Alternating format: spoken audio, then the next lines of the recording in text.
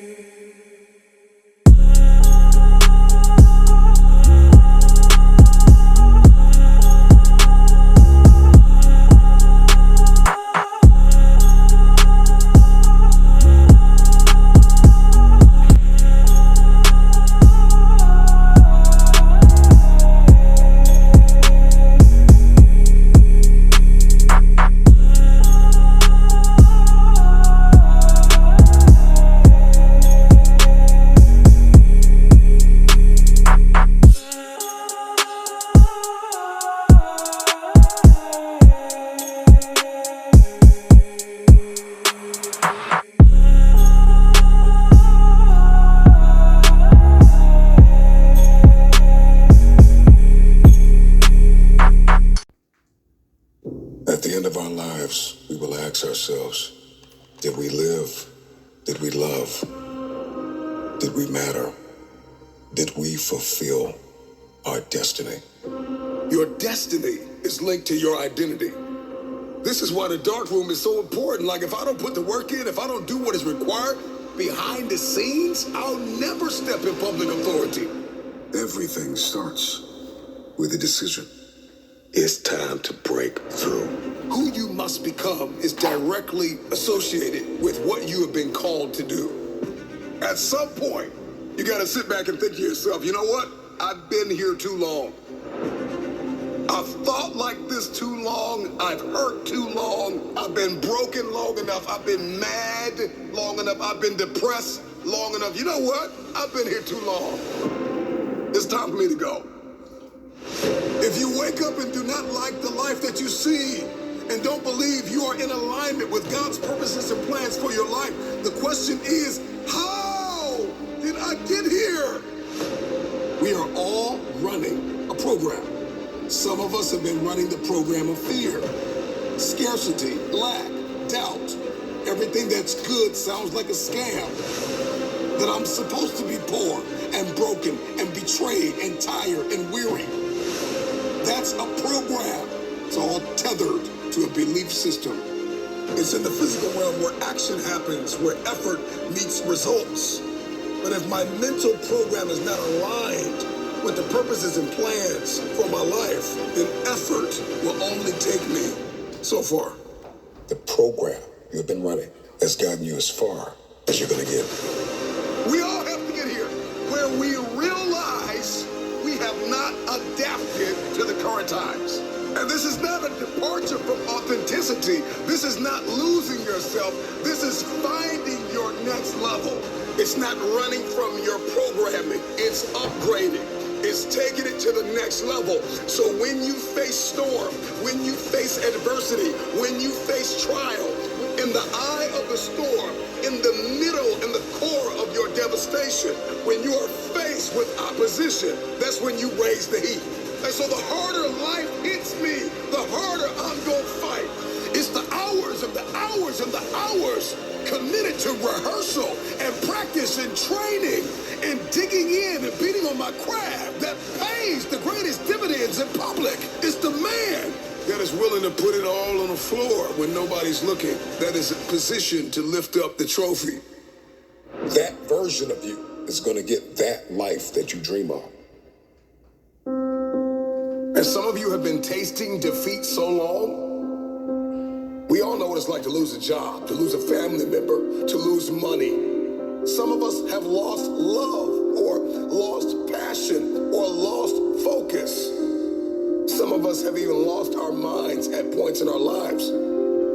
So we are acquainted with loss. But there is something in all of us, a desire to win. Not everybody grew up in a winning home. Yet, we often witness living examples of greatness springing up out of adversity.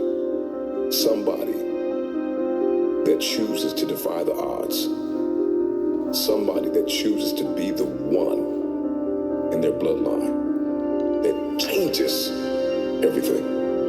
If you are going to hit your goal and if you're going to punch through your targets, you have got to see differently. You have got to think differently. You are going to have to connect differently. You are going to have to communicate differently, because winning is not just an exterior thing. It is very much an interior thing. Winning has everything to do with your mentality. It has everything to do with how you talk, how you walk, how you think, how you overcome conflict. Winning is not just an end thing. It's not just a crown or a trophy. It is the process. It is not just what I want. It is who I am becoming. One day, I just decided I'm going to raise my standards. I've had enough of the loss. I've had enough of the lack. I want to win now. I want to win. Make a decision. I am acquainted with loss, pain, lack, and famine. I want to win now. When you have made the decision that I am going to win, everything changes. At any moment in our lives, a piece of information information can hit our eyes, hit our ears, that presents such a new perspective, such a paradigm shift in the development of our human nature, that everything begins to change. It's time to win. There is no other option. Winning is a non-negotiable. It's what I do. And many of you listening to me, you're literally in the red zone of your last losing season. And it is time for you to put your head down. Focus. You are one touchdown away from cementing your legacy on this planet. This is the year I come back. Unrecognizable. This is the year where everything changes. I want to thank everybody in this moment, genuinely from my heart. Thank you for doubting me.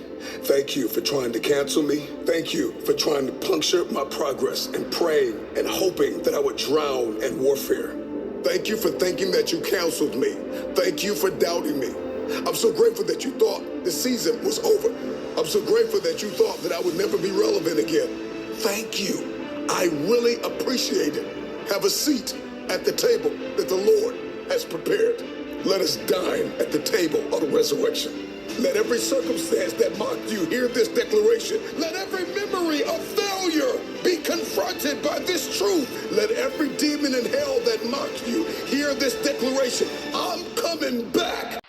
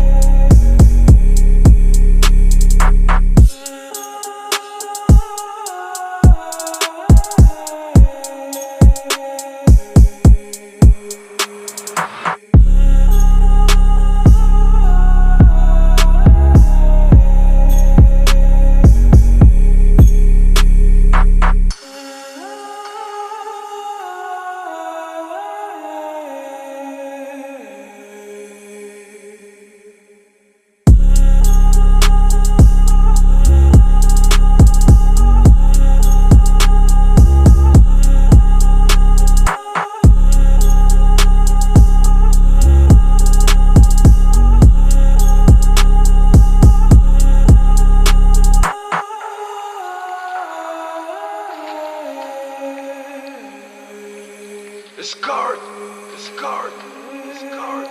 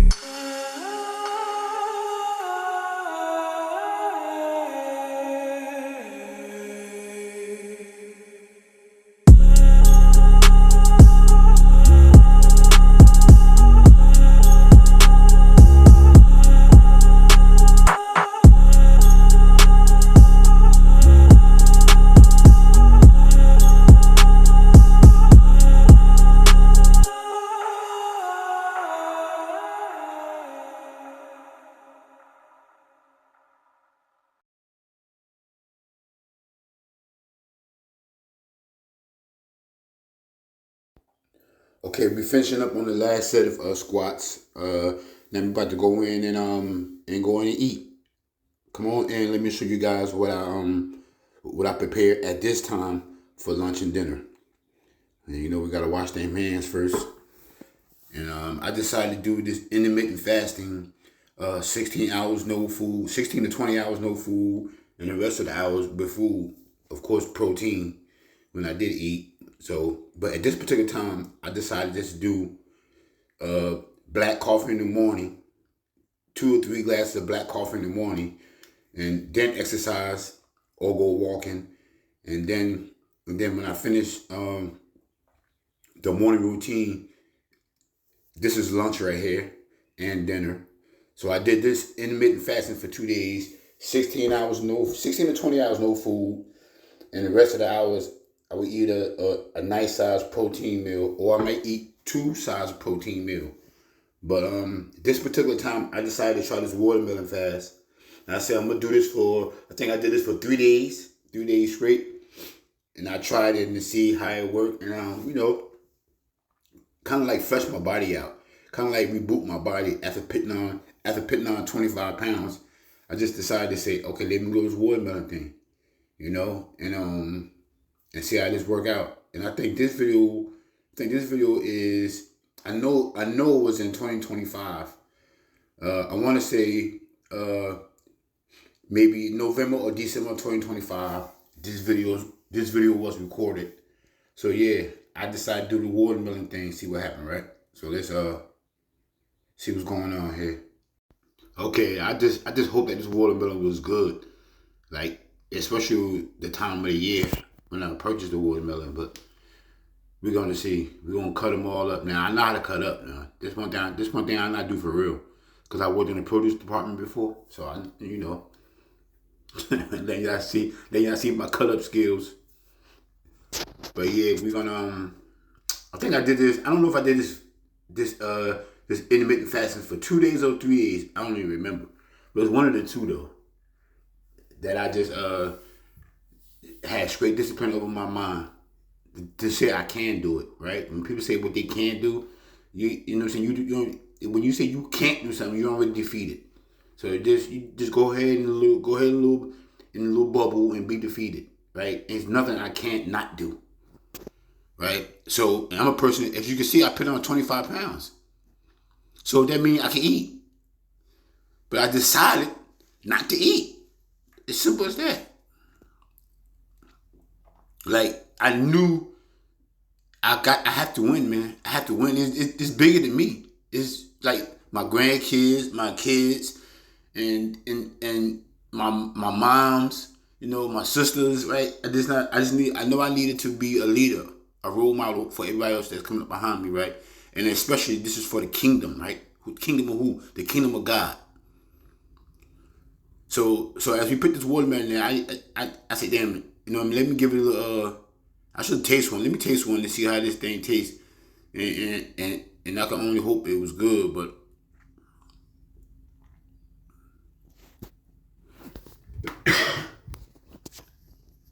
But yeah, back to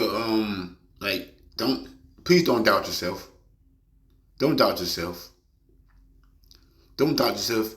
Just try before you doubt yourself, right? Whatever it is you think you're good at, just try it. Like, understand, if it's your gift from God, it's gonna happen. You just gotta keep going. That's it. You just have to keep going. That's it, man. Let me taste one of these watermelons. Let me taste this piece and see how this thing tastes. Okay. Not bad. Because if it wasn't good right there, I would have stopped and threw that thing in the trash.